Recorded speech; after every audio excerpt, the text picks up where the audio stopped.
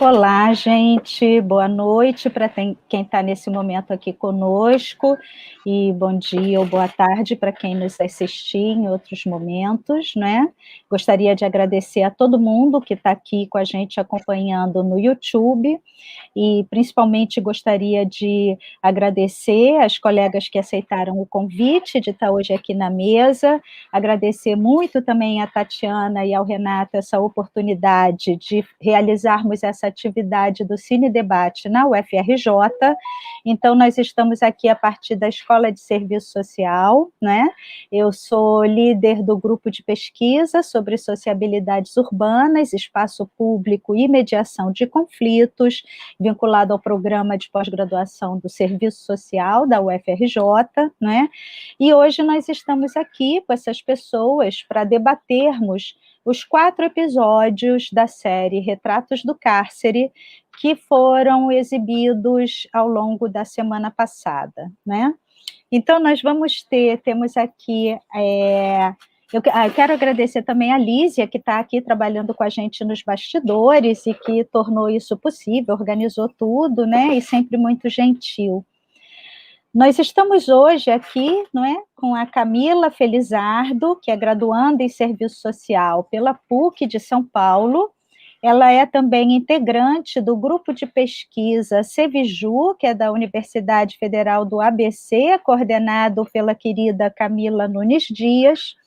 Temos também a Cristiane Russomano Freire, historiadora e doutora em Ciências Criminais pela PUC do Rio Grande do Sul. É pesquisadora do GPESC, também da PUC do Rio Grande do Sul, que é um grupo de pesquisa coordenado pelo querido Rodrigo Guiringuelli de Azevedo. E também temos a Joana Vargas, que é socióloga e antropóloga, coordenadora do programa de pós-graduação em Direitos Humanos do NEP-DH, que é da UFRJ também, e Joana e eu, assim como o Tite, somos integrantes do NECVU, que hoje em dia é coordenado por um comitê gestor, do qual fazemos parte, mas sob a coordenação geral do professor Michel Misse. Então, antes de passar a palavra para elas, né, eu gostaria de dizer que essa atividade ela também está inserida na celebração dos 20 anos do NECVU. Então, foi um feliz encontro esse com Tatiana e com Renato, para termos essa oportunidade, não só de falar sobre isso que se chama sistema prisional, sobre o encarceramento em massa, as diversas consequências, né, e os efeitos disso, mas realizar essa atividade justamente nesse momento em que no NECVU completamos 20 anos.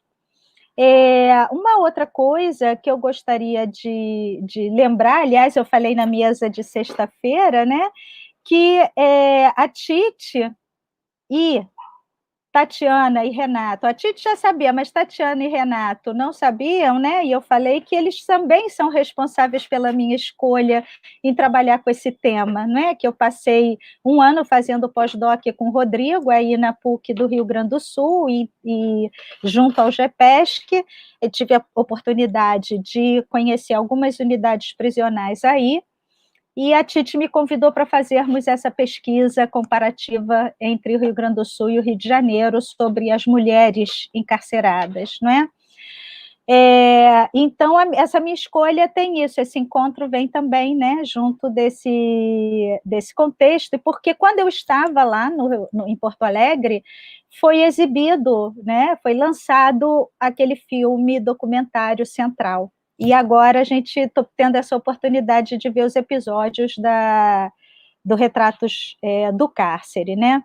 E aí, para introduzir a nossa discussão de hoje, eu queria lembrar que tem os autores, Alvarez, Lourenço e Sala, falam que o tema sobre a punição no Brasil, não é, vem originalmente sendo discutido nos campos do direito e da medicina, mas a prisão, como forma de punição, ela vai adquirir interesse na área de ciências humanas e sociais somente nas décadas de 1970 e 1980, não é? Com especial ênfase na questão da violação dos direitos.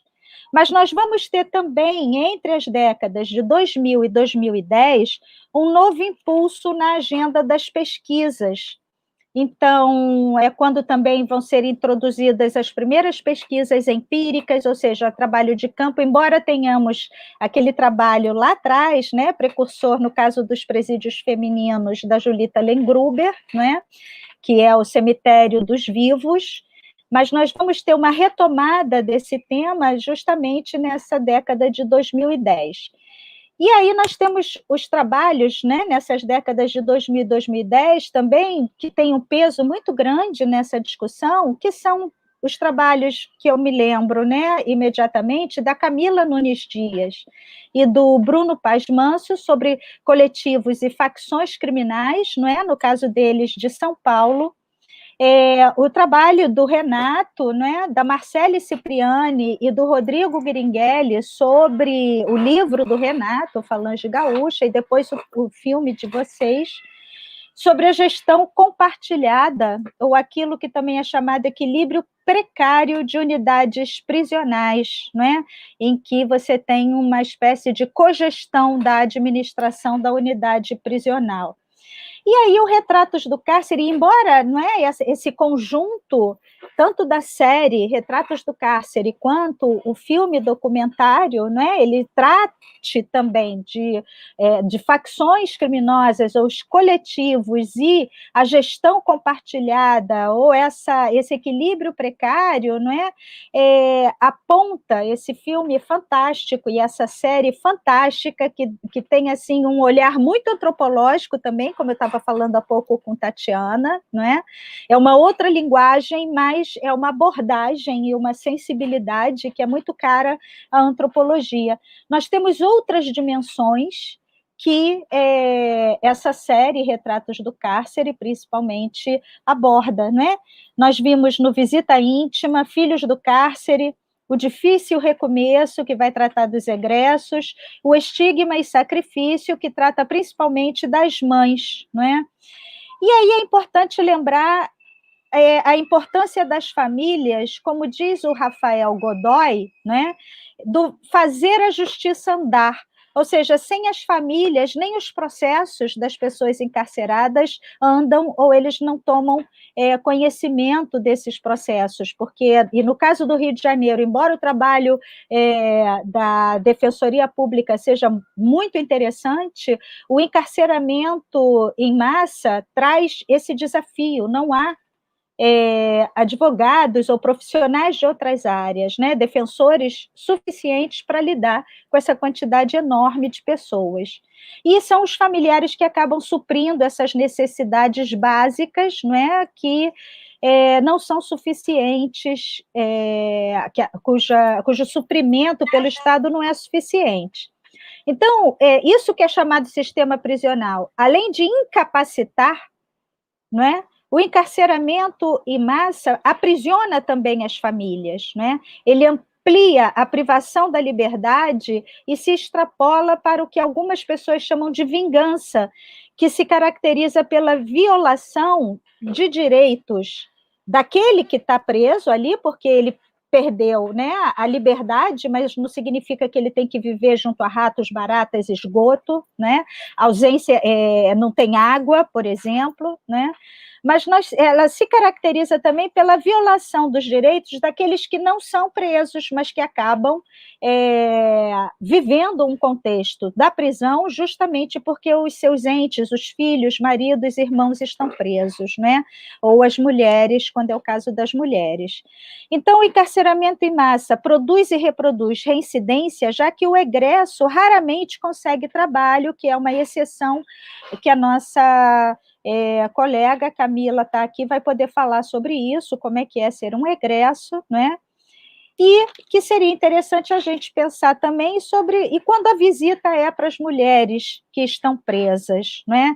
Então, eu vou lançar essa provocação, e isso que foi comentado para as colegas que estão aqui na mesa com a gente, e para a Tatiana e para Renato, se vocês puderem, também gostaria de saber como é que foi interagir com os familiares e com os egressos, quanto tempo vocês levaram para conseguirem fazer as filmagens desses episódios, como é que foi a reação das pessoas, o desenvolvimento da confiança com elas, tá? É por aí que eu acho que a gente podia conversar, e eu passo a palavra agora imediatamente para a Camila. Tite, acho que o seu microfone está aberto.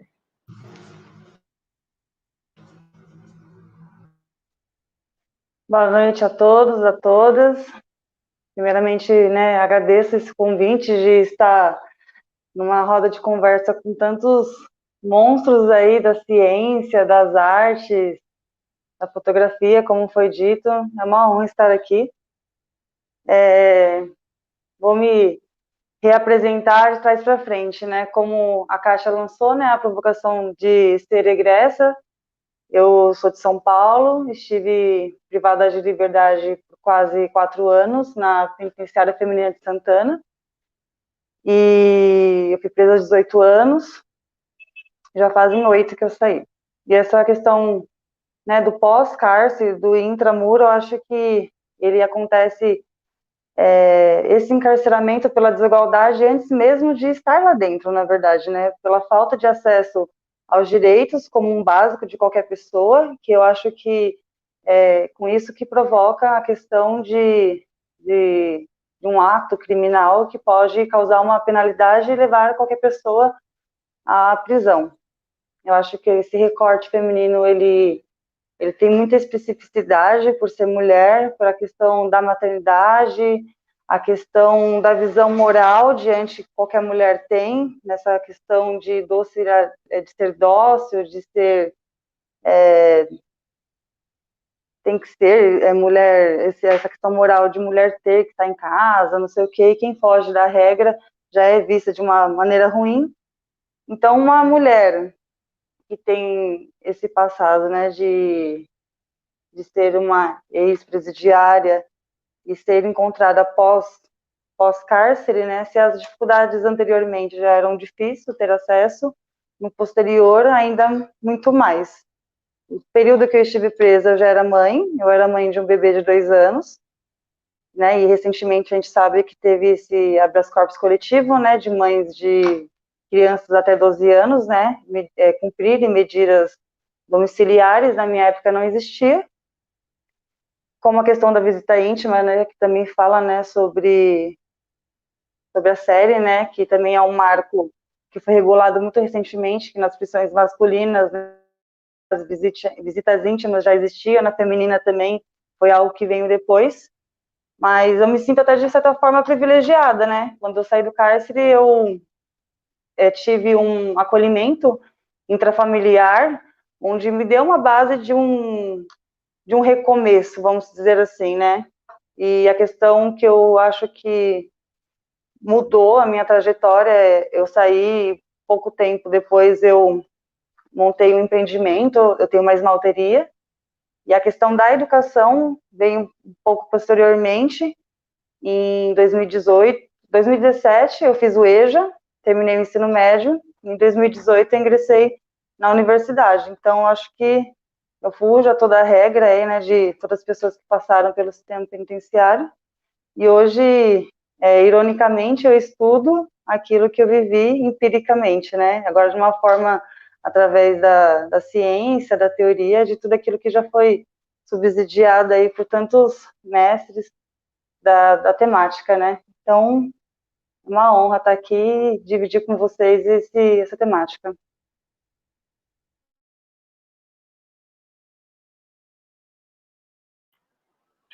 Passamos para a Cristiane.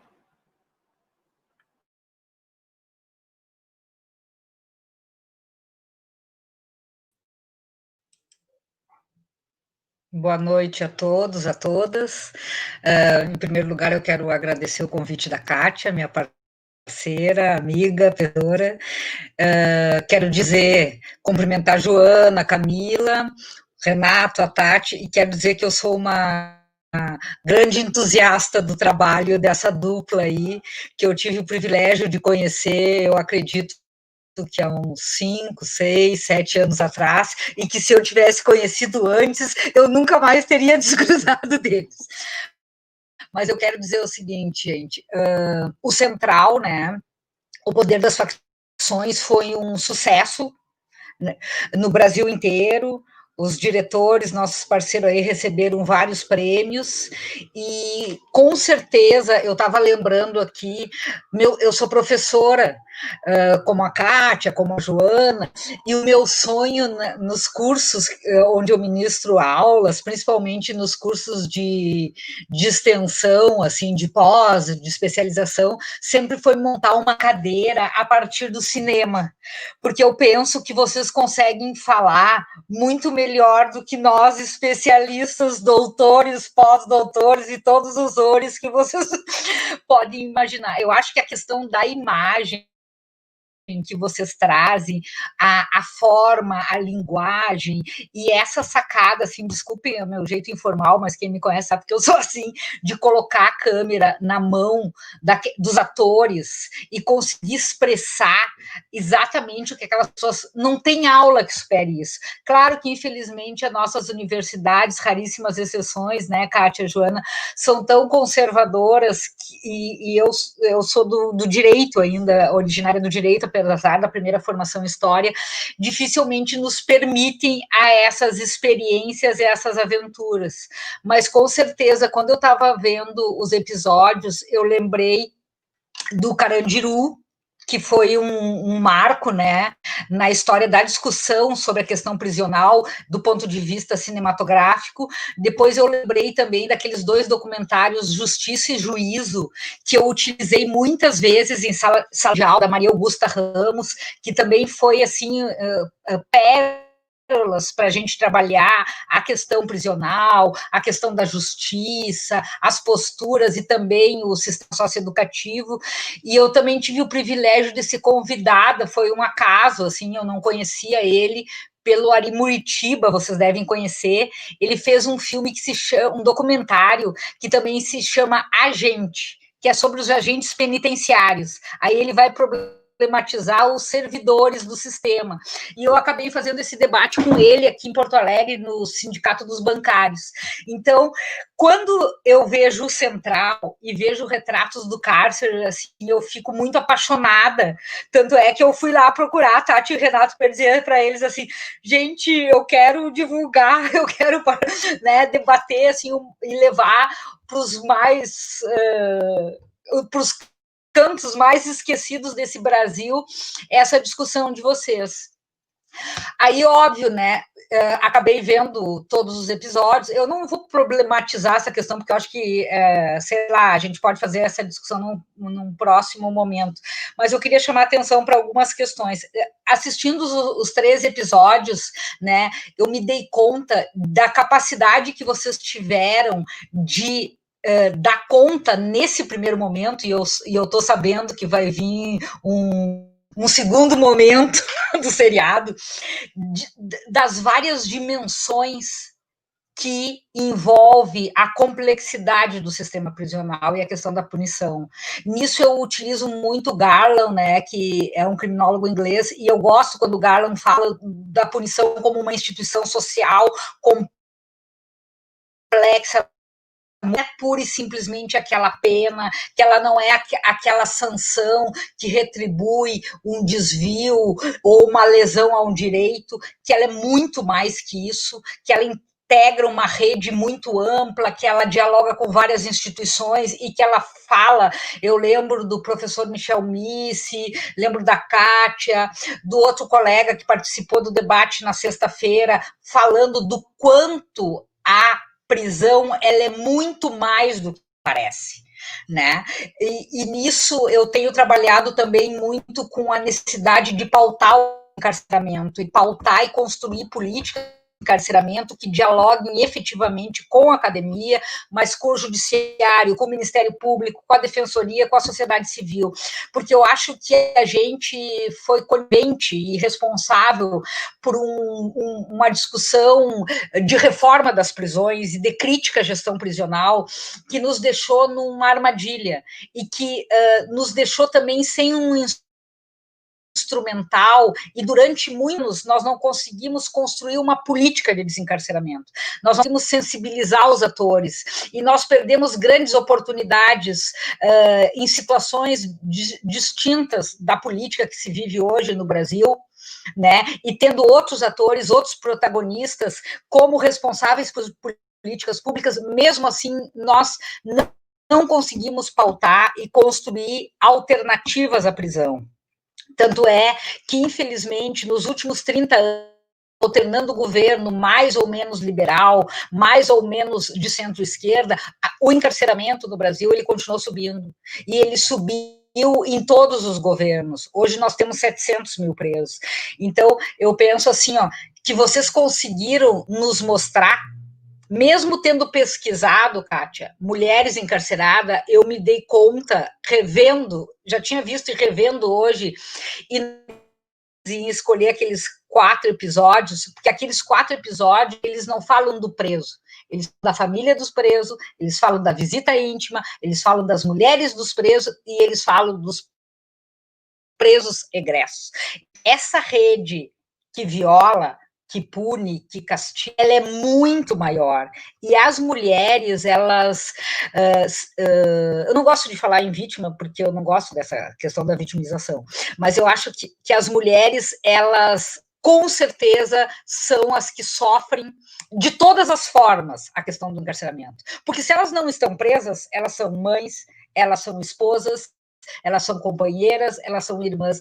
Quando a gente vê aquele acampamento na frente do presídio central, aquela história das mulheres contando que saem sábado para entrar dentro do presídio no domingo, toda a problemática de levar os filhos, a questão de ser possível, das mulheres, muitas vezes tem filho com diferentes companheiros, mas aquela pessoa aquele companheiro que está preso foi o cara que criou aquela criança. A criança tem dificuldade de entrar na prisão. Eu não sei se vocês notaram, assim, no linguajar de algumas mulheres, assim, quando eu puxei cadeia com o fulano lá em Charqueadas, mas o puxar cadeia dela não é que estava cumprindo pena, ela não tinha praticado nenhum crime, ela puxou cadeia com ele na visita. E aquelas outras mães que tinham 3 filhos, que 2 estavam no central e o outro, quem conhece aqui o estado sabe que, pô, eu ia Charqueada fazer trabalho voluntário quando era aluna e era um problema, porque a gente não tinha carro, a gente ia de ônibus. Então, gente, assim, ó, é muito chocante o problema da questão prisional e, fundamentalmente, dessas mulheres que estão totalmente vinculadas a essa rede, né? Essa rede punitivista, essa rede de retribuição, ela realmente é algo que vocês conseguiram colocar, assim, um olhar que eu acho que ele é singular, ele é único. Tati, a Tati está rindo, conhece assim que eu me empolgo, mas com certeza, porque tem um contínuo. É uma série, mas não é aquela série que tu fica enlouquecida, tipo Bom Dia, Verônica, que também é maravilhosa. Agora pensando, eu penso mil coisas ao mesmo tempo, que tu fica esperando o outro episódio para saber o que vai acontecer, mas tem toda uma continuidade onde vocês conseguem mostrar as diferentes dimensões e os diferentes problemas que hoje afligem, né, e realmente constituem as prisões, a punição como uma instituição social fundamental, ou seja, muitos falam em pós-modernidade, em modernidade tardia, em desgaste das instituições clássicas da modernidade. Bom, o que a gente vê em relação às prisões é que, em que pese elas possam ter mudado a sua função, eu não vejo as prisões como algo Foucaultiano, disciplinador, única e exclusivamente, normativista. Acho que hoje as prisões elas são muito mais que isso, né? Mas é outra discussão. Ao mesmo tempo, elas se ressignificaram, elas se reafirmam como instituição social, né? Que tem um papel fundamental, que é de controle, que é de eliminação, que é de mobilização, e aí não se refere única e exclusivamente àquelas pessoas que cometeram um delito ou que estão em conflito, né, com a sociedade, mas sim uma gama muito maior. Então, nós não temos 800 mil presos, nem 1 milhão de presos. Nós temos, provavelmente, 5 milhões de pessoas, 10 milhões de pessoas envolvidas nessa teia, que é uma rede de morte, né, de morte social, de morte civil, mas também de morte, né? Então, eu queria fazer essas considerações, assim, e deixar para a gente seguir discutindo, tá bom? Obrigada, gente. Joana?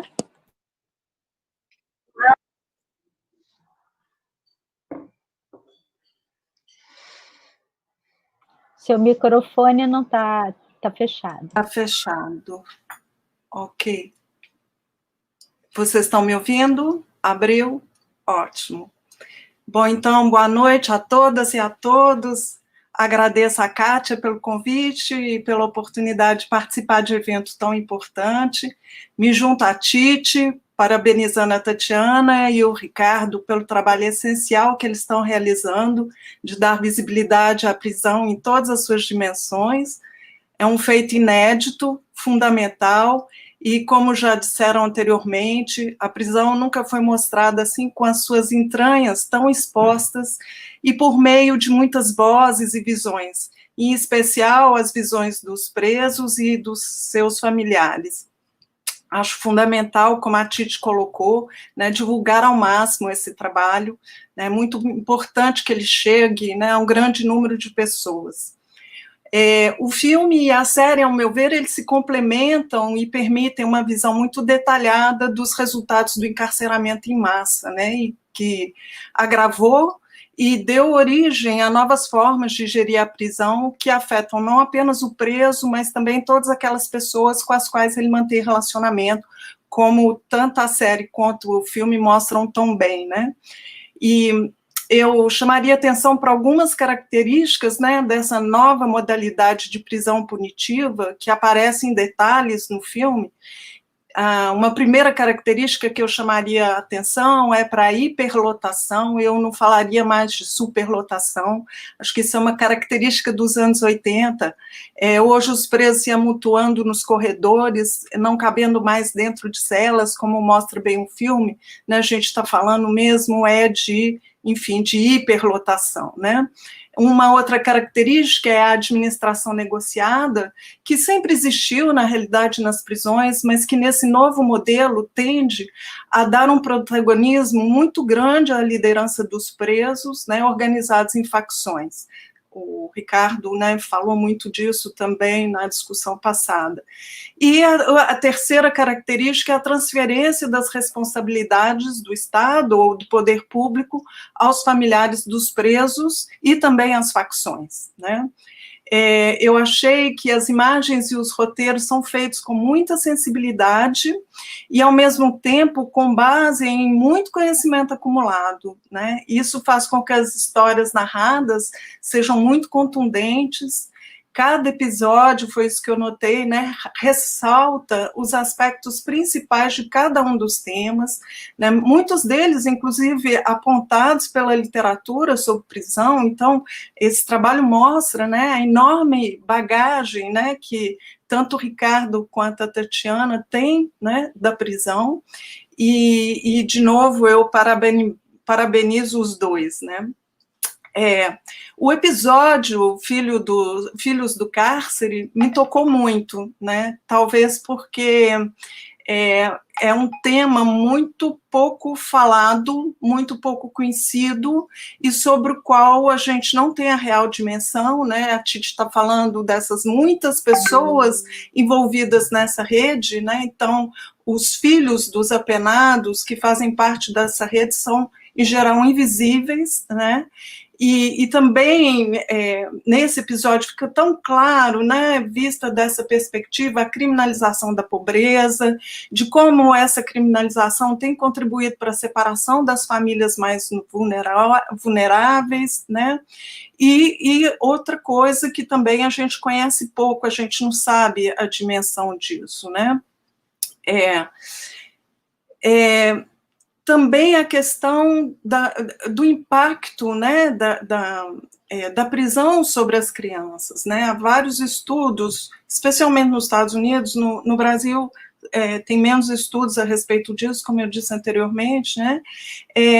O impacto que as crianças que têm pais aprisionados sofrem, né? Muitas situações de estresse, né? Que podem afetar a sua vida a longo prazo, né? E isso aparece tão bem no documentário, né? Na fala do garoto que conta como foi o momento da prisão de seu pai, o trauma que o acompanha desde então, decorrente dele, o medo que ele adquiriu da polícia, né? Também tem uma fala da mãe que revela, ao dizer que seus filhos são ótimos, né? O amadurecimento precoce dessas crianças e, ao mesmo tempo, a preocupação dessa mãe em desfazer o estigma que os filhos carregam, né? Inclusive aquele que diz respeito à probabilidade, né, de que esses possam um dia trilhar o caminho do pai, né? Que peso enorme, né, para essas mães. E isso está super bem tratado, é muito tocante, né? Também nesse episódio são destacadas, né, as formas detalhadas das diferentes situações que essas crianças enfrentam para continuar mantendo o contato com o pai preso, né? Acordando muito cedo, muitas vezes saindo no dia anterior à visita, passando horas no deslocamento, suportando horas de espera, no frio, enfim, todas aquelas situações, constrangimento nas revistas, né? Então, isso também foi tratado, né, com muito detalhe.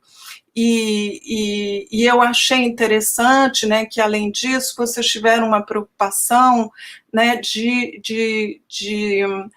tratar de forma diferente o impacto segundo a idade dessas crianças, né, porque, de fato, isso também é um aspecto importante, né. Então, tem a adolescente toda envergonhada, que diz que não quer fazer a visita, tem a mãe que conta que, por muito tempo, escondeu do filho menor que o pai estava encarcerado, enfim.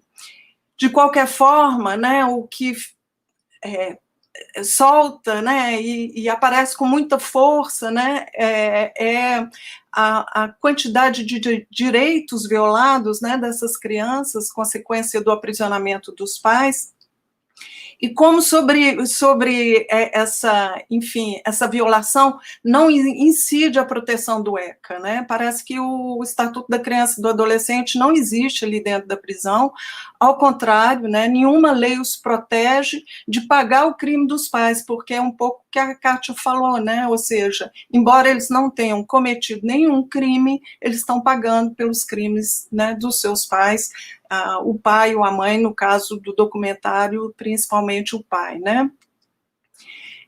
Do mesmo modo, as mulheres, irmãs, mães dos presos também são forçadas a pagar pelo crime do seu filho, irmão ou companheiro, né? Sofrendo o que a gente pode chamar de uma espécie de prisão secundária, né?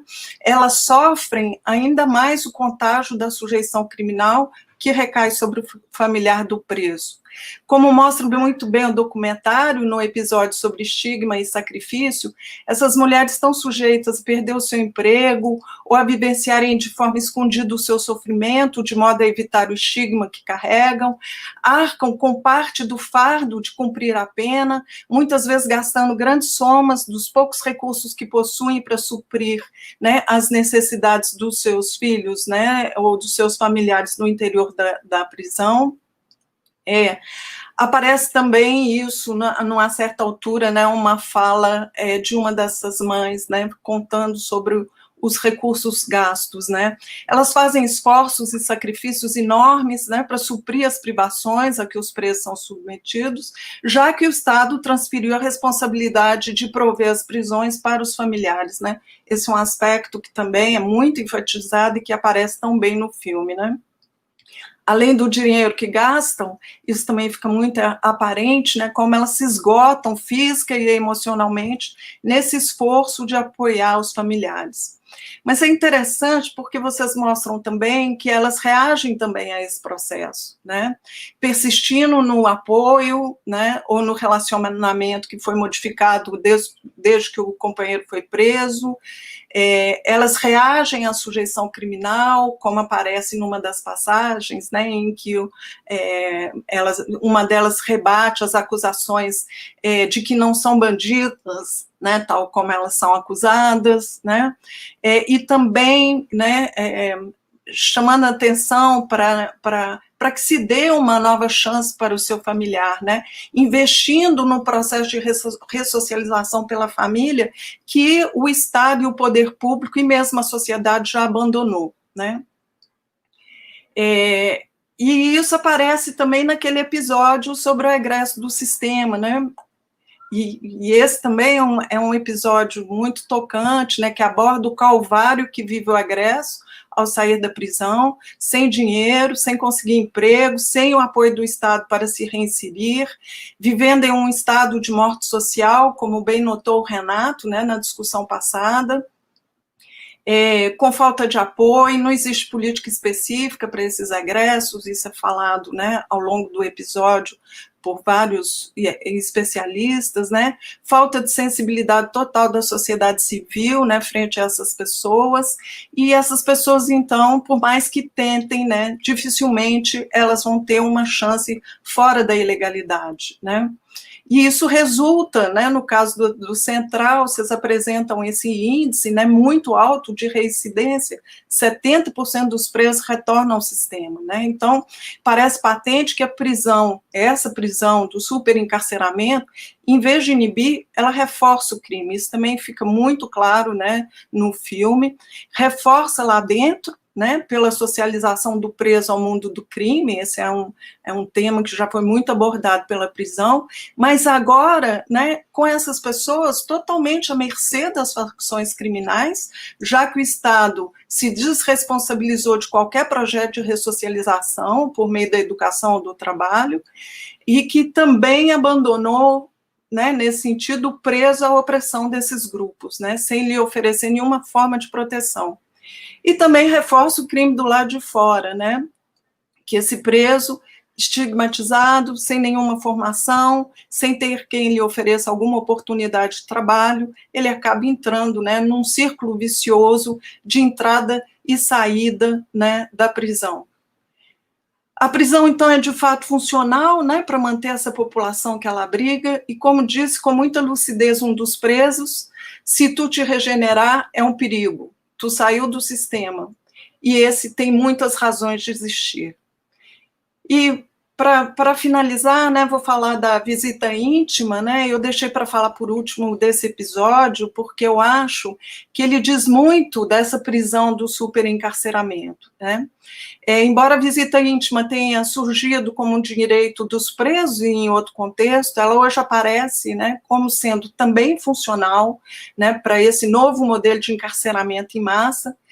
E aí eu fiquei pensando, né, seguindo uma pista deixada pelo saudoso Edmundo Campos Coelho, que foi meu orientador, né, que dizia que a violência faz parte da natureza da prisão, né, então como é importante e como tem sido também funcional, né, para regulamentar a regulamentação do sexo na prisão, né, num contexto de hiperpopulação, né, servindo para canalizar essa pulsão e manter a prisão sob o controle, né, e livre dos altos níveis de violência, como antes era o caso, né.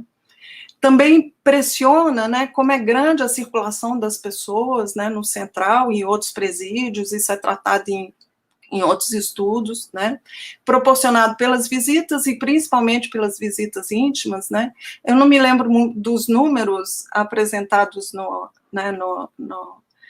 nesse episódio, mas, enfim, somadas as visitas dos presos, né, o número é realmente muito grande, né, e aí eu acho que a gente pode dizer que a prisão do superencarceramento, né, que é marcada pelos vasos comunicantes, né, que o Rafael Godoy chamou, né, pela circulação de pessoas e de mercadorias em seu interior, né, ela tem um aspecto importante, né, porque ela reforça também, né, esse espaço prisional controlado pelos presos, que acabou implodindo aquela prisão que se definia pelo isolamento do preso e pela vigilância, né? Esse tipo de prisão não existe mais, né? Hoje a gente está de frente para uma prisão muito, muito diferente, né? E, a meu ver, a visita íntima, ela representa de maneira exemplar essa gestão compartilhada, né? Onde na entrada do presídio o seu controle é realizado pela administração prisional e lá dentro, nas galerias, ela é administrada pelas lideranças dos presos, né?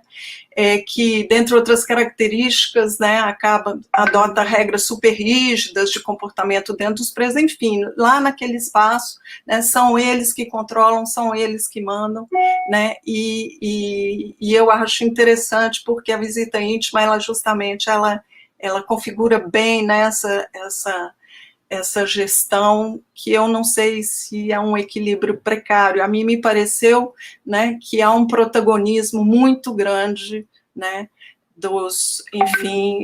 das facções criminais, né.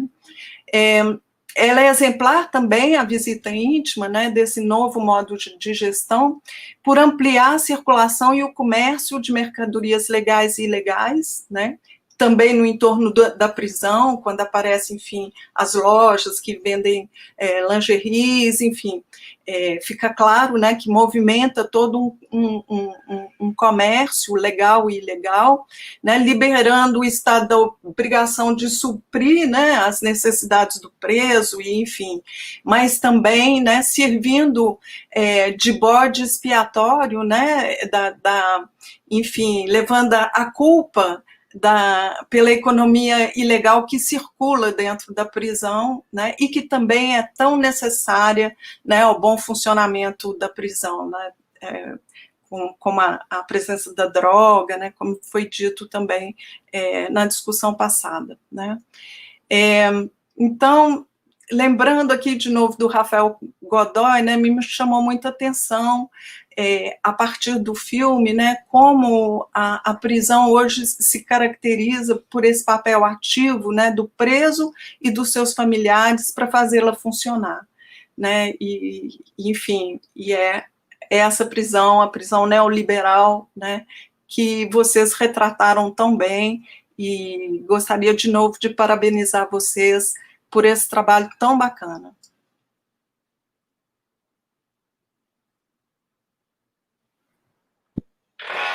Bom, agora, obrigada, Joana, Tatiana e então Renato. Bom, boa noite. Olha, não tenho palavras para falar da satisfação de estar aqui conversando com vocês, e principalmente a partir da leitura que fizeram, a leitura, olha, para mim, assim, até arrepiado, a leitura fiel, que conseguiram compreender a nossa mensagem. Eu e a Tatiana, nós temos formação, então, em primeiro lugar, é um prazer estar de novo com a Kátia, né? Uma vez, em menos de uma semana. Joana, um grande prazer, olha, muito, muito bom te ouvir. Camila, mesma coisa. Tite, que já nos conhecemos, já trocamos livros e estamos ainda. E a Tatiana, de quem eu vou falar agora, porque eu e a Tatiana, nós temos formação em jornalismo, somos dois jornalistas. Eu trabalhei durante 33 anos com jornalismo de segurança pública, então tive a união, né, dos assuntos, porque trabalhei esse assunto ao longo da minha carreira jornalística. E a Tatiana também, depois ela pode falar mais sobre isso, mas ela também, ela como fotógrafa, eu como repórter, trabalhávamos em veículos diferentes, cobríamos motins, que aparecem inclusive no documentário central, mas a gente pensa muito parecido. Aliás, assim, acho que o nosso pensamento a esse respeito, ele é muito parecido, tanto que a gente fica o tempo todo trocando informações, trocando endereços de teses acadêmicas, né, de dissertações, CC sobre assuntos de notícias, filmes. Então, a interação é permanente porque a gente pensa da mesma maneira. E o bom no documentário, que a gente vem trabalhando em documentários há 7 anos, é que o documentário, diferentemente do jornalismo, no jornalismo, tu é obrigado a ouvir as duas partes, os dois lados, porque toda questão sempre tem o que se chama dos dois lados, né?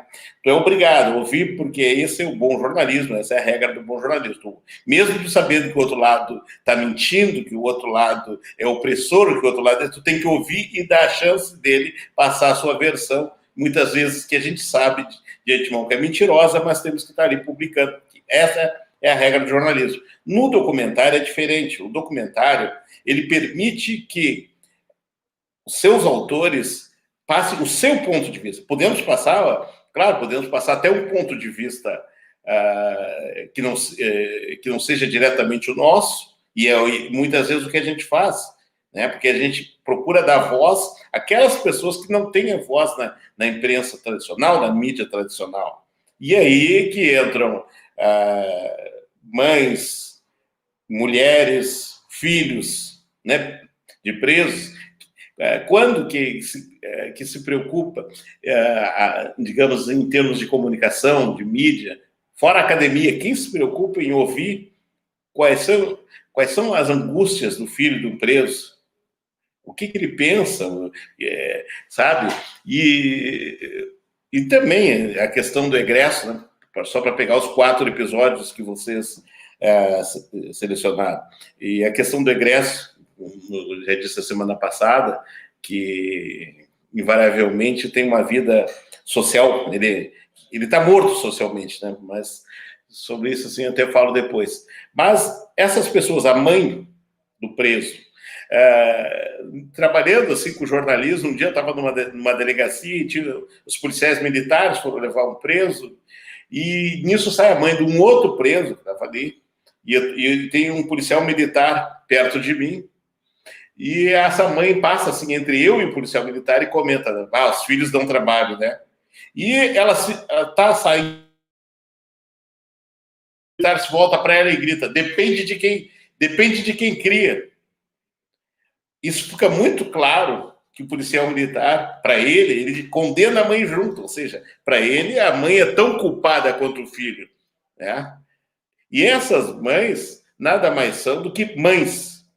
E mãe é muita coisa. E qual é a mãe que vai abandonar seu filho? Qual é a mãe que, por mais que ele tenha errado, a mãe, evidentemente, a mãe não quer a morte dele, não queria, obviamente, que ele cometesse o crime, não queria por ele, pela vítima, e por ela, pela família, ela é vítima também do crime cometido pelo seu filho. Só que não é assim que a sociedade vê. A sociedade vê ela como uma cúmplice, né? Eu digo parte da sociedade, vê ela como uma cúmplice. A questão das mulheres, eu lembro que quando eu estava escrevendo o livro Falange Gaúcha, o livro eu escrevi ao longo de 20 anos, o livro Falange Gaúcha. Fui escrevendo, aos poucos pesquisando, e na década de 90, início da década de 90, eu já escrevia e pesquisava sobre isso, aproveitava intervalos ou trabalhos mesmo de jornalismo. E eu me lembro que eu fiquei uma manhã inteira, parte da tarde, na fila das mulheres visitantes naquela época, e perguntando para elas, fazendo pergunta como é que era a vida delas, e foi uma conversa muito curiosa, assim, porque era uma realidade bem diferente de hoje, porque naquele tempo elas não tinham acesso às galerias e celas, elas encontravam seus parceiros no pátio, e elas contavam, assim, diferentes formas que tinham nos presídios, principalmente nos presídios do interior, que elas tinham que, às vezes, até passar por uma certa humilhação, constrangimento, vamos dizer assim, para manter relações sexuais com seus companheiros presos. Me lembro que umas diziam que na volta de um determinado presídio tinha até aluguel de saias, porque era uma maneira de elas cobrirem o corpo com a saia e de manterem relações sexuais assim, embora todo mundo tivesse sabendo que ela estava mantendo relações sexuais ali no pátio, mas pelo menos conseguiu cobrir os corpos, né? Também outra que me contavam que no interior também faziam se juntavam alguns casais para fazer a barreira, os casais ficavam de costa, de frente, né, para onde estava o maior número de visitantes, e nas costas desses casais, que se formavam ali, um dos casais mantinha relações sexuais, e nisso eles iam no revezamento. Então, era muita coisa, assim, na realidade, assim, muito diferente, que eu conto no livro, no Falange Gaúcha. O caso delas também, que tomavam pílulas, um número elevado, dias antes da visita, tomavam 3, 4 pílulas anticoncepcionais para interromper a menstruação, porque não podiam visitar se estivessem menstruadas, e depois tomavam um abortivo para voltar à menstruação. Então, elas tinham que, muitas vezes, também se submeter digamos assim, o próprio organismo, né, submeter o próprio organismo a sacrifício. E também me chamava muita atenção a questão dos dias que dava qualquer confusão no presídio, vinha a polícia de choque, caminhões e caminhões, e claro, elas já imaginavam que os policiais iam chegar lá e, desculpa a linguagem popular, baixar o cacete dos presos, né, e tal, e elas, companheiras, então, jogavam pedra nos caminhões, os policiais vinham para prendê-las, elas resistiam e os policiais arrastavam elas. Foram várias fotos que fizemos e conflitos assim, as mulheres sendo arrastadas na frente do presídio, assim, tudo assim, em função dos seus companheiros. Então, já um universo. Hoje, muita coisa mudou com a visita íntima, mas continuam sendo aquelas mulheres que estão ali nada mais, nada menos que para tentar tirar os seus companheiros do crime. Só que elas não são vistas assim, elas são vistas como as mulheres de bandido, que gostam de bandido, que gostam de... certo? E não o que elas querem. O que elas mais querem é tirar os seus companheiros do crime, tirar os seus companheiros da prisão e voltar a viver com eles, né, do lado de fora. E a questão dos filhos, né? A questão dos filhos é uma questão muito emblemática, seja dos filhos que têm pai preso, seja os que têm mãe preso, que é pior ainda, né? Isso aí, a Tatiana depois, não sei se vai querer falar, mas a gente tem já um documentário sobre o encarceramento feminino, em que a gente trata essa questão. E aí, o ano passado, e nisso, assim, a gente vai tendo... vai ouvindo relatos e debates, assim, a gente aprende muito, né, com o pessoal da academia, com professores, com alunos da academia, em debates ao longo do tempo, e nas entrevistas. Eu e a Tatiana, até nós já estamos com um livro pronto, escrito a 4 mãos, que se chama Relatos do Cárcere, uma versão impressa, digamos assim, que reúne o meu período de 30 e poucos anos de reportagem nessa área da segurança pública, reúne os nossos trabalhos em documentários de 7 anos, vários documentários, e também uma série de entrevistas que a Tatiana fez com jovens e adolescentes infratores. Então, Relatos do Cárcere, reúne muito material, inclusive muitas coisas inéditas do Central, da série Retratos do Cárcere, muita coisa assim. E nisso, assim, a gente faz todo um resgate para explicar por que se chega a uma situação de alta criminalidade na rua a partir da ausência do Estado por quanto Estado social nas periferias e da ausência do Estado nos presídios, né? Que a população... E nisso tudo, assim, resumindo isso tudo, é que eu digo assim, essa população que a gente trabalha, e antes disso até fazer uma coisa que me chocou, no passado eu tive num debate no lançamento do filme Carcereiros, e estava o Marçal Aquino, um roteirista que eu admiro muito e tal, e aliás até, por nossa honra, no final do debate eu fui levar um DVD, fui levar um exemplar do livro, o DVD do Central para ele. Aí ele disse, o Central eu já conheço. Daí ele me disse assim, é um dos filmes que a gente assistiu várias vezes, eram 4 roteiristas, e assistiu várias vezes para poder escrever o roteiro do Carcereiros. Muito nos honra isso, a minha Tatiana. Mas, assim, o que eu falo, assim, que a gente dá voz, e aí eu falo da ausência do Estado nas periferias por enquanto Estado social e econômico, e da ausência do Estado dentro dos presídios, é que eu digo isso assim, né, que essa camada, tanto dos moradores de periferia, que passam as dificuldades, os perrengues do dia a dia, quanto os presos, é uma população que é invisível para a sociedade, é invisível, E só se torna visível quando tem que ser punida, certo? Então, os filhos de preso, esses que... E nós temos aquele caso do... tem um dos personagens que aparece ali, ele seguidamente sofre abordagem policial, e os policiais vão olhar e dizer, tu é filho do fulano, né?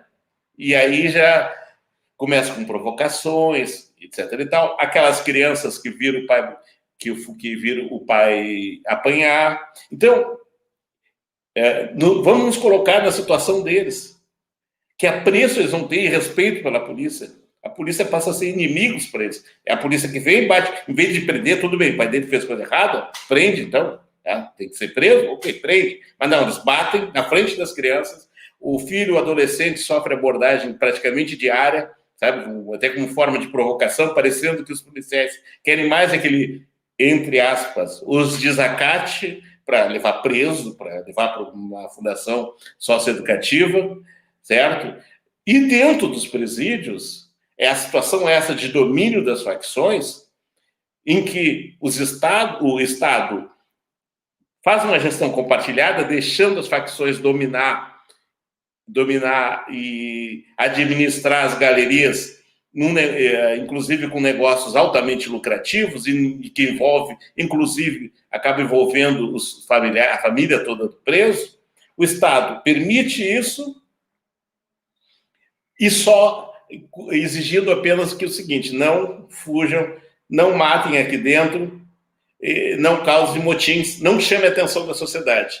Deixe parecer para a sociedade que está tudo em paz. Só que isso tudo se reflete em mais criminalidade aqui na rua e mais problemas para a sociedade como um todo. Então, é uma população invisível e que só aparece nessas situações. E isso, eu e a Tatiana estamos, assim, ao longo do tempo, tentando dar voz, na medida do possível, a essas pessoas. Então, é uma satisfação muito grande participar desse debate e uma saudação especial ao mestre, que eu admiro muito, que é o Michel Nice, que eu vi que ele se manifestou aí.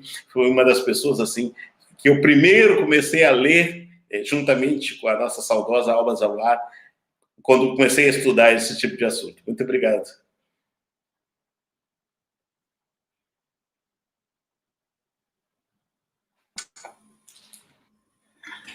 Bom, agora eu queria agradecer também demais todo esse convite e o fato de vocês colocarem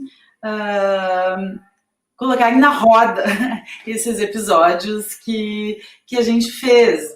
Durante muito tempo a gente ficou estudando, trabalhando, sem saber exatamente. Esse episódio quer dizer, os 3 episódios sobre mulheres iam ser um episódio só no início do projeto. A gente acabou dividindo eles, tirando outros episódios que a gente deixou para uma segunda temporada, para tratar melhor, porque são assuntos, como alguém falou, acho que a Joana comentou, são assuntos que tem muitos subassuntos, cada um deles, a questão do filho de preso, a questão da mãe de preso, da mulher de preso. A gente não teria como abordar esses 3 assuntos e todos esses subassuntos, né, que cada um dos temas merece.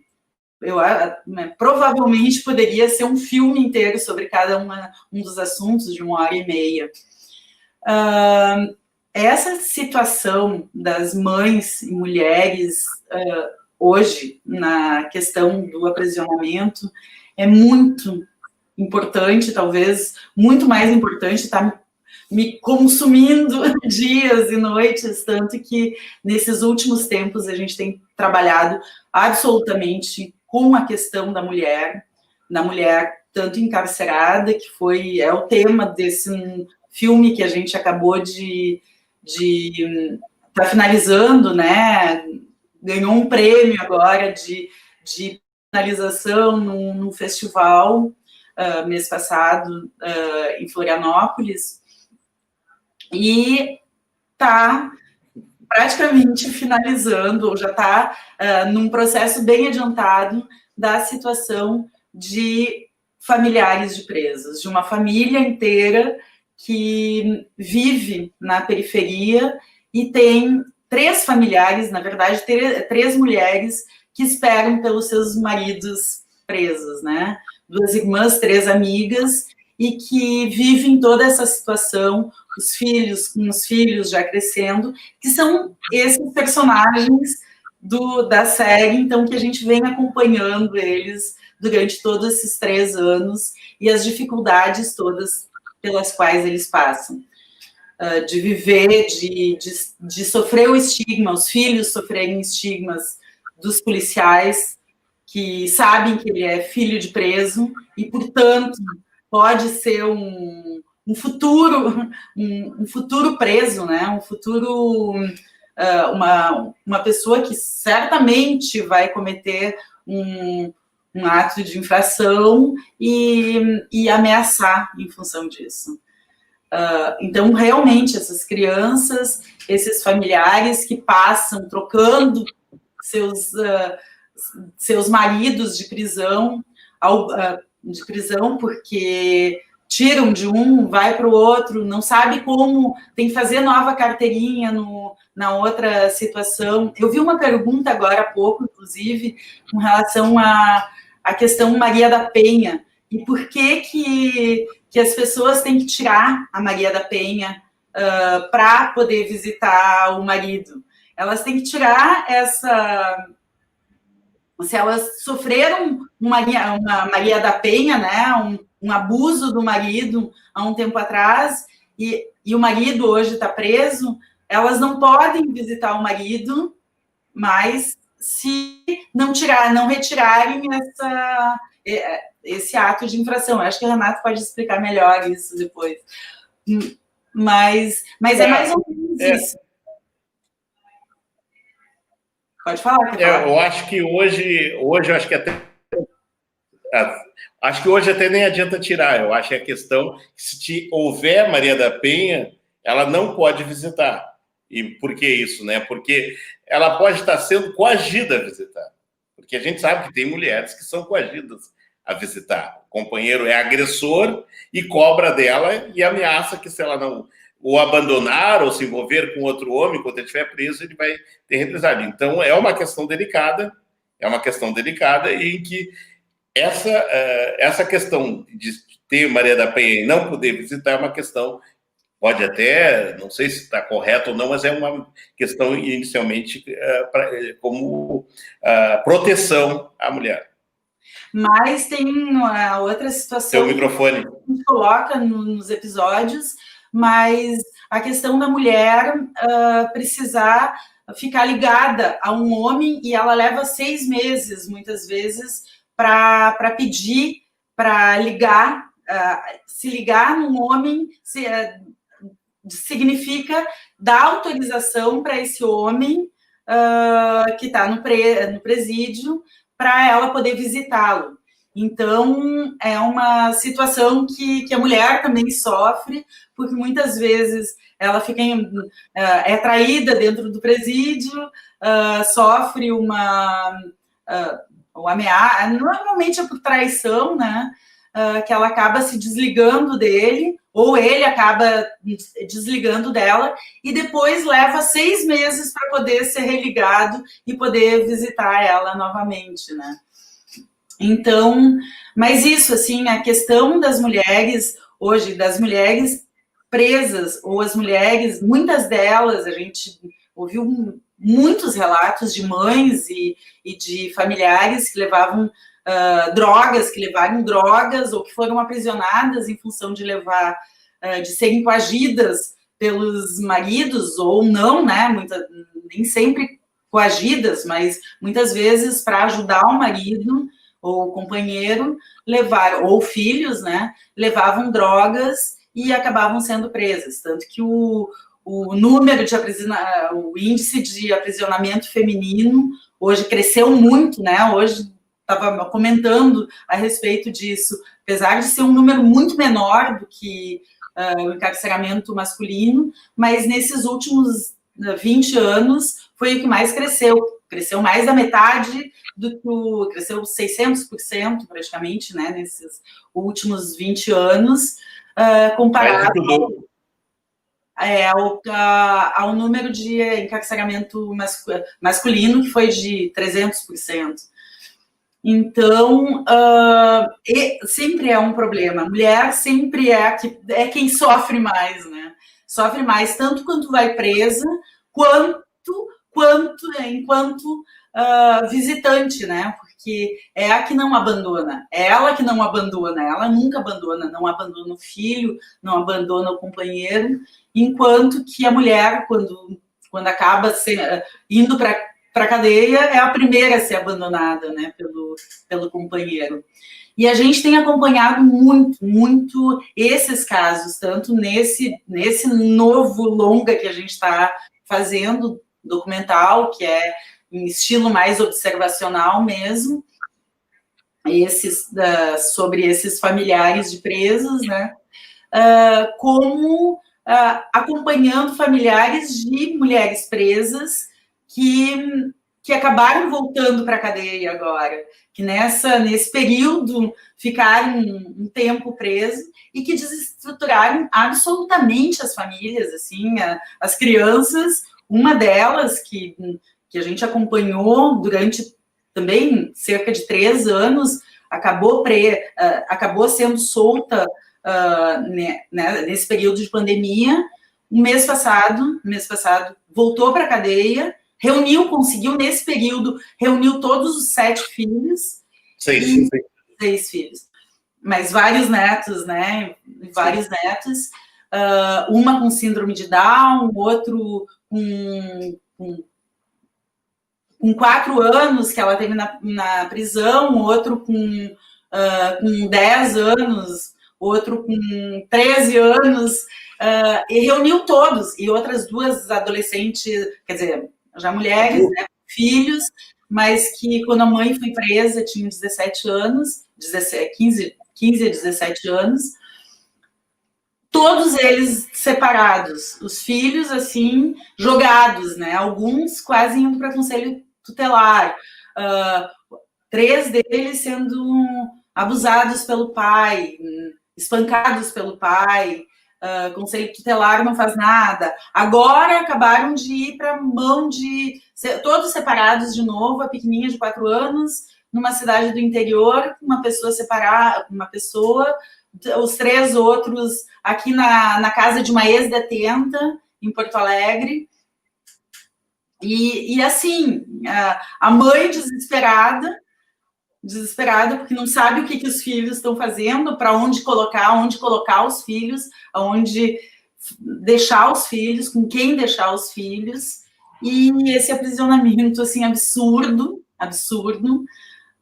ela não tendo dinheiro, se tivesse dinheiro, não tem como reunir 8 mil reais para contratar um advogado, porque talvez contratando um advogado pudesse resolver o problema, e a gente nessa situação sem saber o que fazer, sem como ajudar, sem ter como ajudar, entende? E é uma loucura, é realmente a nossa vida convivendo, porque a gente realmente convive com essas pessoas, acaba trazendo muitos desses presos aqui na produtora, seguido aparece alguém, ou que trabalha, que saiu do presídio, acabou trabalhando na minha casa durante muito tempo, como limpando a minha casa. Uma outra mulher de preso trabalha aqui na produtora, e a gente não consegue deixar de conviver, mas não consegue, não acha quem consiga fazer alguma coisa por essas pessoas, porque essas pessoas estão aí pelo mundo, todas dependem de defensoria pública. A gente sabe que um defensor público aqui em Porto Alegre cuida, um defensor trata de 1.000 presos, né? E essas pessoas não têm como pagar advogado, não tem, só se prostituindo, que é o caso de muitas presas, que as filhas acabam se prostituindo para poder ajudar a manter a casa, porque não tem o que fazer.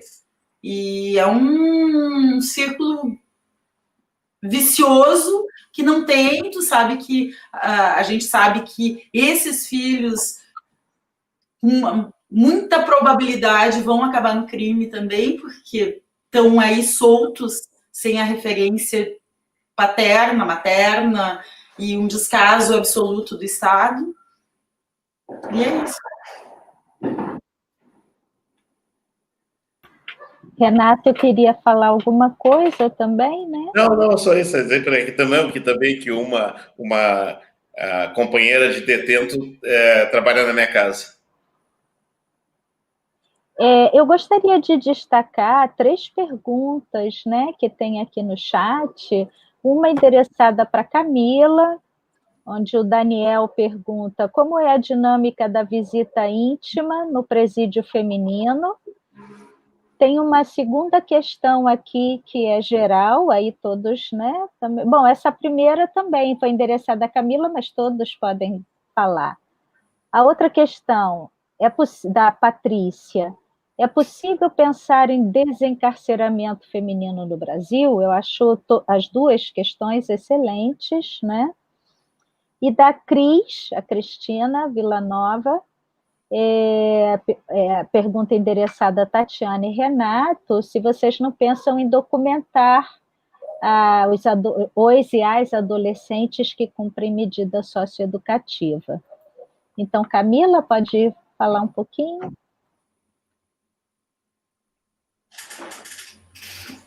Eu acho que eu esqueci de, né, dar ênfase melhor, né, a parabenização da Tati e do Renato também, né, sobre o filme, sobre o documentário. Eu assisti, não todo, mas eu assisti. E é muito legal dar voz, na verdade, deixar as pessoas falarem, não é dar voz. A gente tem voz. É deixar romper essa bolha para que as pessoas civis, a toda a sociedade, tenham conhecimento de todas essas mazelas que foram apresentadas em cada episódio, né? Então, deixar que pessoas que realmente passaram na pele falar, eu acho que tem uma total sensibilidade muito importante. Então, de verdade, parabéns por isso. Respondendo a pergunta sobre visita íntima, entra também nesse recorte que a própria série fala, né, da questão da visita dos familiares. As visitas para homens são filas quilométricas, como foi bem dito aqui. Agora, na questão da visita das mulheres, são meia dúzia de gato pingado, e que na maioria das vezes são também mulheres. São mães das presas, irmãs, que muitas das vezes estão indo, como foi dito também, né, na série, nas falas, né, com pouco dinheiro, com pouco recurso para poder estar ali. E homens são muito poucos, então a visita íntima no presídio feminino é quase inexistente. Eu vou falar, não cientificamente, eu não tenho dados, eu não sei falar isso, mas pela minha experiência era meia dúzia de gato pingado, então é quase inexistente. Agora, a pergunta sobre o desencarceramento, eu acho que é uma pergunta super essencial. Eu não acredito em reforma no sistema prisional brasileiro, ele é um sistema de morte, como foi bem dito. Se fosse repensar as leis e descriminalizassem muitas questões, principalmente a questão da droga, essa guerra às drogas que faz com que esse hipercarceramento esteja onde está hoje, se pensassem em políticas nesse sentido, de descriminalizar, muitas pessoas não estariam ali, e principalmente mulheres e mães. E os outros crimes que levam também, né, crimes contra o patrimônio. Então, se vocês forem parar para pensar, as pessoas que cometem esse tipo de delito são pretos, pobres e periféricos. Então, eu acho que não é a punição que leva a algum lugar, né, mas sim a obtenção de direitos, de acessos, de informação, de emancipação, de educação, de tudo aquilo que todo ser humano necessita. Então, eu sou a favor do desencarceramento. Creio que é uma instituição que não tem serventia para a pessoa que está lá dentro, né? Mas sim para todo esse sistema de justiça que é rentável, né? Na verdade, porque é todo uma teia, né, desde a pessoa que está presa, ao policial, ao promotor, ao juiz, ao agente penitenciário, à família, às próprias facções. Então, é toda uma rede que interessa a cadeia a muitas pessoas, e tem a questão moral também da sociedade, né, que acredita que bandido bom é bandido morto, e que qualquer tipo de crime que você tenha contato, não, tem que ir para a cadeia. Só que ninguém pensa como sociedade, como pessoa, como vai ser esse período na cadeia, como vai ser esse pós, quem vai receber, como foi bem dito, não existem políticas por egresso, e as políticas que existem, né, dentro da lei de execução penal para as pessoas que estão em privação de liberdade também não funcionam, não existe saúde, educação, não existe direitos, pelo contrário, não tem como não lembrar. Agora, dia 2 de outubro, fez 28 anos do massacre do Carandiru, e eu acredito que o massacre ainda perpetua, tanto quem está lá dentro, como os familiares que estão aqui fora, são as pessoas que são criminalizadas, descriminalizadas, excluídas, por toda uma sociedade, todo um sistema de Estado, né, neoliberal, capitalista, que essa é a ideia, né, é excluir a classe indesejada, né, que somos nós, né, periféricos, pobres, e é isso. Eu acho que o encarceramento não chega em lugar nenhum com nenhum tipo de pessoa, é um sistema de morte, então eu sou a favor do desencarceramento. É isso. Obrigada, Camila. Será que Tite quer falar também mais um pouquinho? E depois Joana.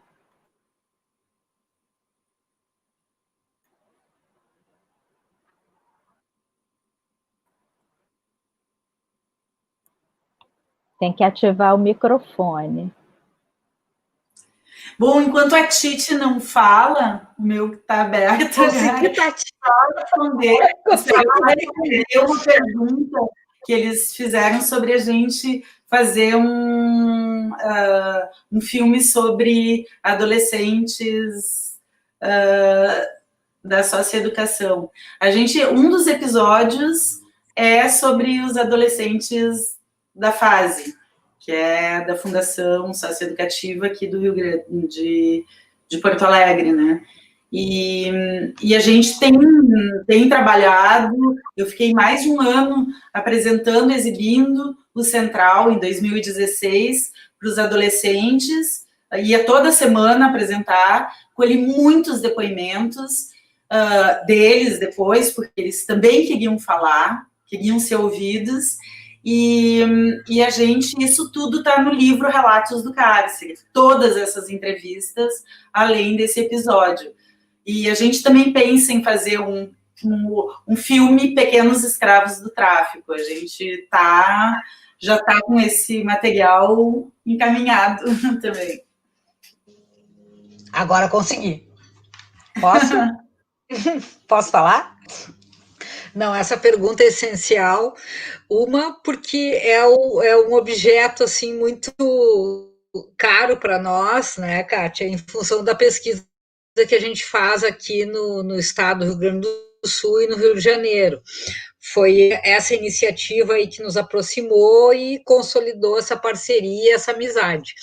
Mas, para além dessa questão, eu gostaria de falar o seguinte: a pandemia, ela trouxe várias questões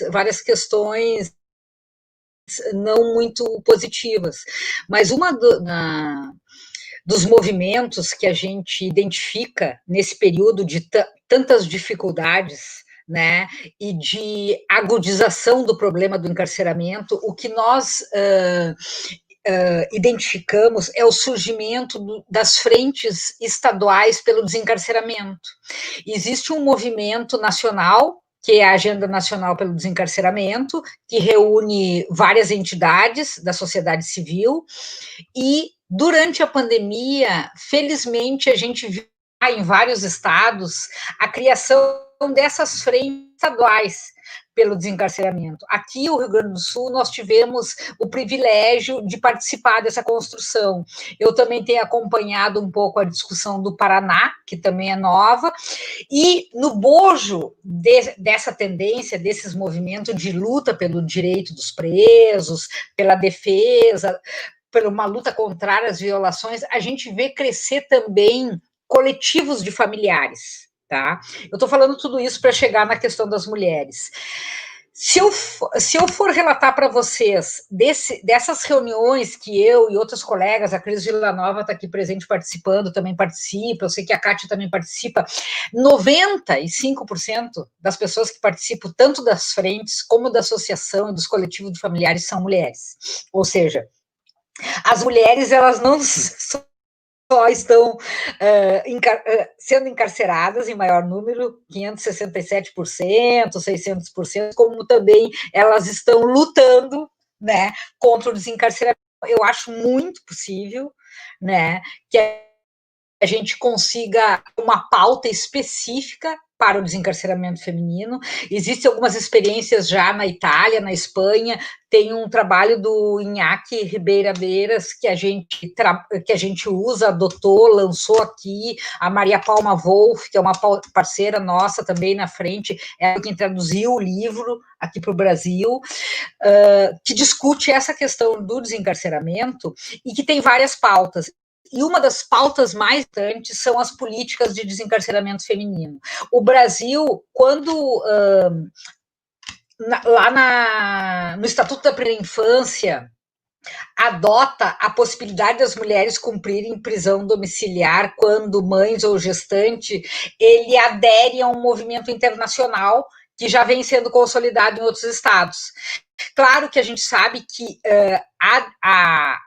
essa determinação, né, que foi lá um dos últimos decretos da Dilma, depois veio o habeas corpus e depois se transformou em lei federal, não tem uma incidência direta na realidade das mulheres. É preciso que a defensoria haja, que a sociedade civil haja, que haja pressão, que haja diálogo, sensibilização do ponto de vista do poder judiciário, do Ministério Público, mas são algumas iniciativas que são bastante plausíveis.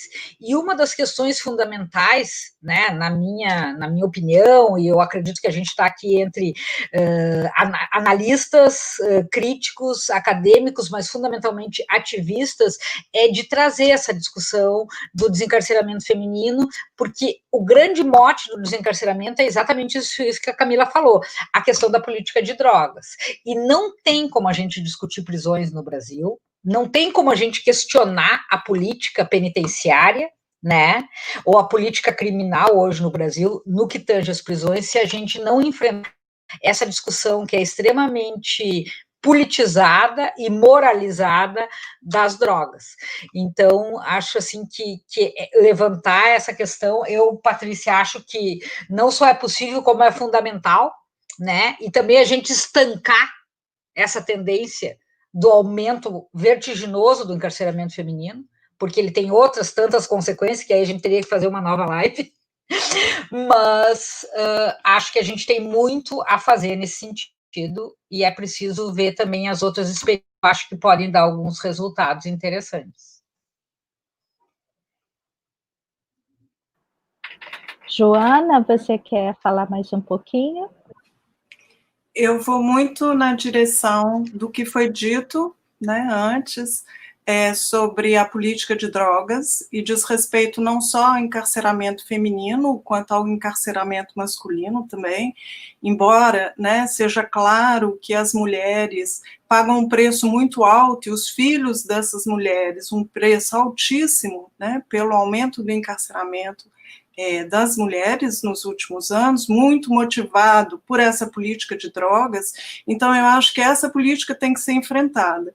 E isso só vai ser feito, não é, com a sensibilização dos operadores da justiça, porque o que a gente observa, a prisão, enfim, é o ponto final do processamento, né? Antes da prisão, né, teve o processamento do autor pelo crime que ele cometeu, e é nesse processamento justamente, né, que aparece então esse aspecto moralizante em relação às drogas, né, e que faz com que, por pequenas quantidades, né, aqui no Rio a gente tem uma jurisprudência, que é a súmula 70, que permite a condenação, né, de acusados de crime de drogas apenas com a palavra dos policiais, né, apenas com o que os policiais trazem e dizem, né, e isso perpetua um ciclo de vingança que a gente observa aqui e que, enfim, resulta também, né, como vocês todos sabem, em morte, né, em muitas mortes, né, então o judiciário chancela tudo isso, né, então eu acho que a tarefa é enorme, mas que ela precisa ser enfrentada, né, e para fazer, enfim, resultar tanto no desencarceramento de mulheres quanto de homens, né, acusados, né, de um crime que, enfim, não lesa, né, ou lesa muito pouco, né, e que não tem, enfim, que na verdade serve de controle dessa população.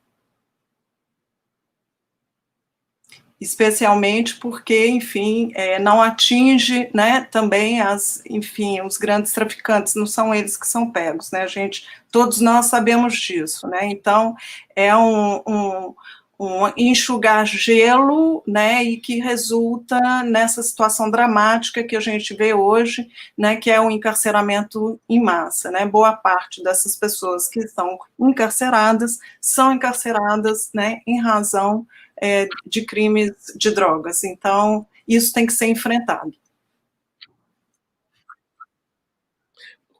Como disse o delegado Orlando Zacconi, no primeiro episódio, vocês acho que não assistiram ainda, sobre encarceramento em massa, alega-se para todo esse encarceramento a questão das drogas relacionando à saúde pública. Aí, como ele diz, né, se estivessem preocupados com a saúde pública, estariam investindo no SUS e não prendendo muita gente aí para as ruas. Eu posso dar algumas palavrinhas também? Eu não sei se alguém também quer falar mais, mas queria já ir caminhando, né, para o fechamento da mesa. Fala, Renata.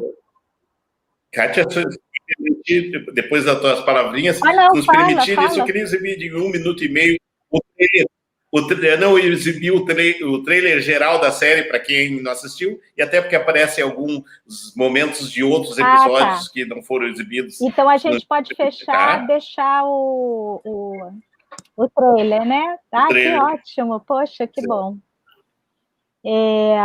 Tem algumas coisas que eu também gostaria de acrescentar, né? Ou lembrar, enfatizar, na verdade, tudo que já foi dito, que a maioria das mulheres presas, assim como dos homens presos, é de presos provisórios, né? E o que isso significa? Significa que essas pessoas ainda não foram condenadas e alguns extrapolam o período em que deveriam ser julgados, né? E ficam presos, às vezes, por mais tempo do que a sentença, num futuro, vai dizer, né? Quanto tempo essa pessoa teria que ficar.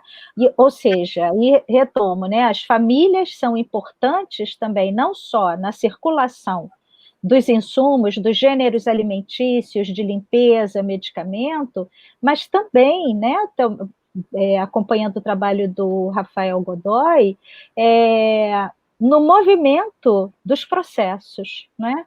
Porque, por mais que a Defensoria Pública faça um excelente trabalho, né, não há, diante desse hiperencarceramento, não há defensores suficientes para todas as pessoas presas, né?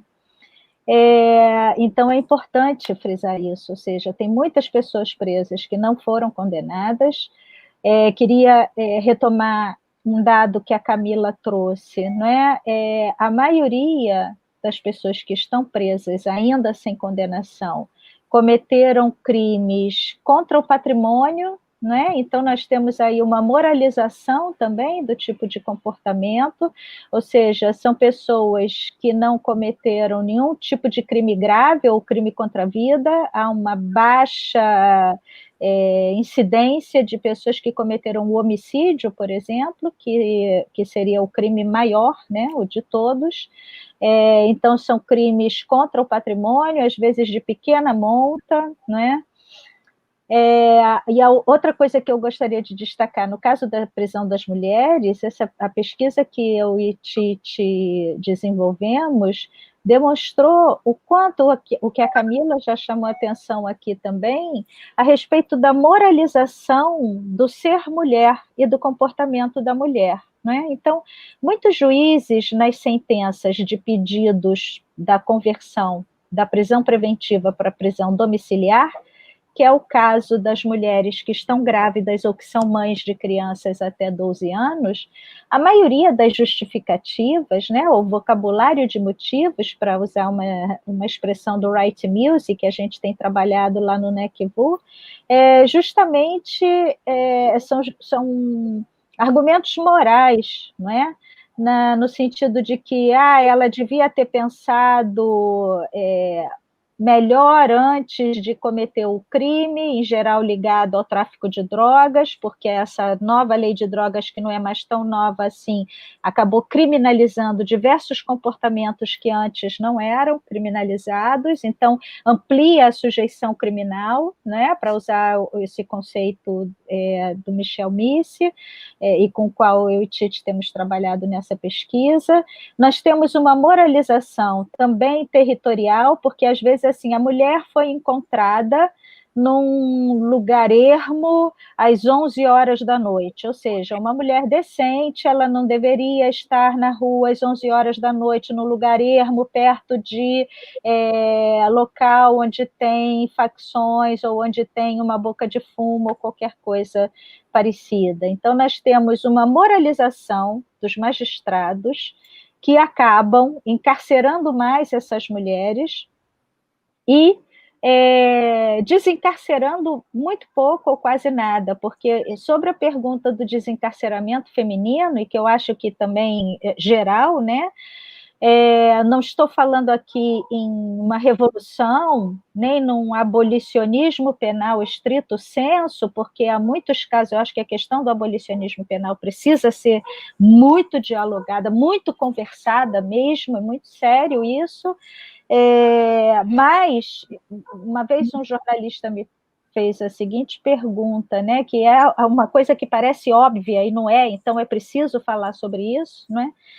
Existe no arcabouço jurídico brasileiro dispositivos que permitam o desencarceramento, e a gente pode dizer que a própria lei de execuções penais, não é? Se ela fosse, eu não estou aqui defendendo o garantismo ou defendendo o abolicionismo, mas o que eu estou querendo reforçar é que nós temos instrumentos jurídicos para tratar do desencarceramento de pessoas, não é? Então, minimizar os problemas e as violações de direitos que essas pessoas encarceradas acabam recebendo, e elas são encarceradas para cumprirem uma pena que não significa, como eu falei no começo da mesa, conviver com ratos, conviver com as agressões, conviver com comida precária, conviver com baratas andando na comida, ou com a falta de água nas unidades prisionais, né? Então, nós temos, sim, temos mecanismos legais, inclusive, para permitir o desencarceramento, né? Então, eu acho que hoje nós vamos ficar, né, por aqui com a apresentação do trailer que o Renato propôs. Eu queria, assim, agradecer imensamente todos vocês, foi uma mesa realmente importante, acho que a gente precisa continuar falando, né, sobre isso, e falando sobre o desencarceramento, né, e formas de desencarcerar, formas que sejam, que tenham, assim, o pé no chão também, né, porque a gente pode até ter um abolicionismo penal enquanto uma utopia, não é? Que possa nos mover, né? E acho que o destaque que a Titi deu a esse momento da pandemia e a visibilização dos coletivos que já existiam, ou da sua ampliação, né, dos coletivos de familiares, eu queria incluir aí também os mecanismos estaduais de prevenção e combate à tortura, né, que aqui no Rio de Janeiro tem sido muito importante, a Pastoral da Terra tem também atuado muito junto às frentes estaduais, à agenda nacional. Eu acho que tem vários outros, tem o IDH, que também tem representante aqui, não é? E TTC, e várias outras organizações civis e não civis, não é? Civis e estaduais, movimentos dentro das assembleias legislativas, nos estados também. Então, realmente, esse período também da pandemia foi particular nesse sentido, de dar visibilidade ao que já existia, né?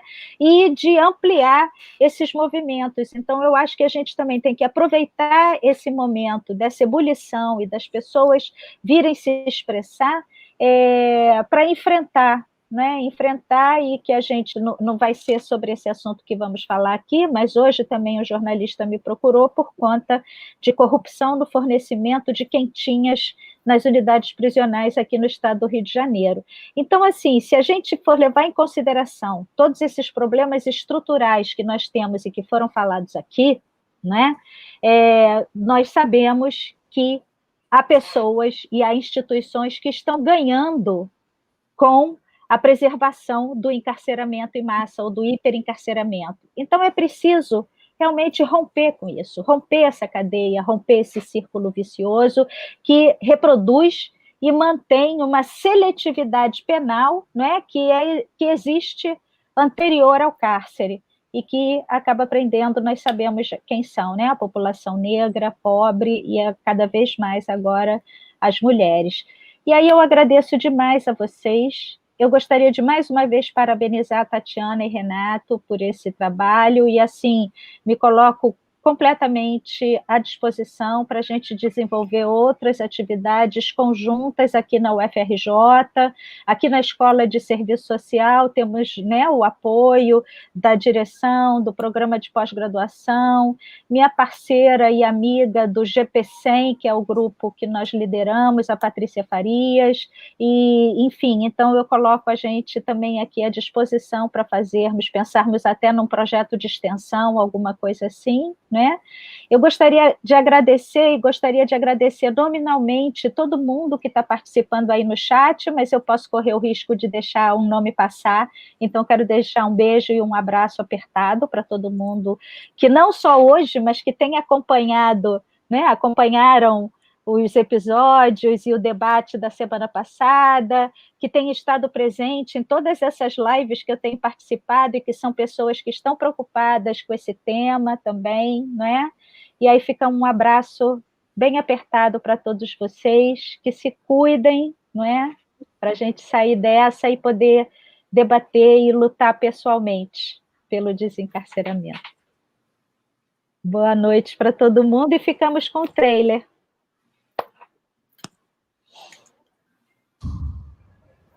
Boa noite. Esse lugar é o inferno. Esgoto aberto.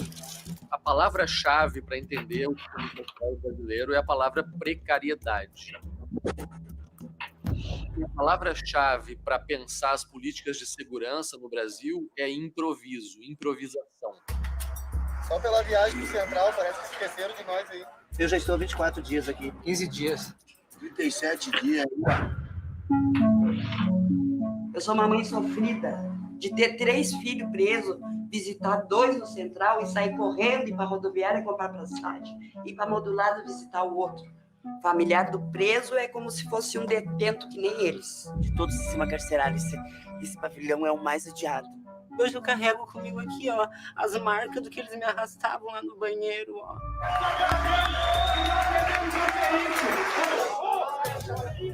A religião que domina o espaço dentro da cadeia pública de Porto Alegre é as religiões evangélicas. Está no livro da NEP que preso tem direito ao trabalho, entendeu? A sua ressocialização. Só que, infelizmente, uma oportunidade não tem conseguido. Tu não tem serviço. O que tu vai fazer? Tu é formado só em crime. Quem contrata o egresso é o crime. Quem oferece emprego é o crime. Está pagando para fazer uma assembleia de criminosos.